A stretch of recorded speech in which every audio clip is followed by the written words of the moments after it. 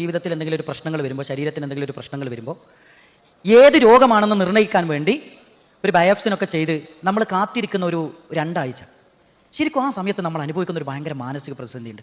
എന്താകും എന്നുള്ളൊരു ഭയങ്കര ആശങ്ക. ആ സമയത്തൊക്കെ നമ്മുടെ മനസ്സിൻ്റെ ഉള്ളിലുള്ളത് എൻ്റെ റബ്ബ് എൻ്റെ പ്രാർത്ഥന സ്വീകരിച്ചിരുന്നുവെങ്കിൽ എന്നാണ്. നിങ്ങൾ നോക്കൂ, ഇവിടെയാണ് യൂനുസ് നബി അലൈഹിസ്സലാമിന്റെ പ്രാർത്ഥന പ്രവാചക തിരുമേനി സല്ലല്ലാഹു അലൈഹി വസല്ലമ നമ്മളെ പഠിപ്പിക്കുന്നത്. ലാ ഇലാഹ ഇല്ലാ അൻത സുബ്ഹാനക ഇന്നി കുൻതു മിനൽ ളാലിമീൻ. ഇതൊരാള് ജീവിതത്തിൽ എന്തു പ്രയാസങ്ങൾ വരുമ്പോഴും ഇത് പ്രാർത്ഥിക്കുകയാണെങ്കിൽ നബി സല്ലല്ലാഹു അലൈഹി വസല്ലമ പറയാൻ അവന് നിർബന്ധമായും അവന് ഉത്തരം കൊടുക്കുമെന്നാണ് മുഹമ്മദ് റസൂലുള്ളാഹി സ്വല്ലല്ലാഹു അലൈഹി വസല്ലമ നമ്മളെ പഠിപ്പിക്കുന്നത്. ഇവിടെ ഇരിക്കുന്നവരോടാണ് ആത്മാർത്ഥമായി ഞാൻ ചോദിക്കുന്നത്, നമ്മുടെ മക്കളുടെ വിഷയത്തിൽ നമ്മൾ അങ്ങനെ പ്രാർത്ഥിച്ച സന്ദർഭം ഉണ്ടായിട്ടില്ലേ?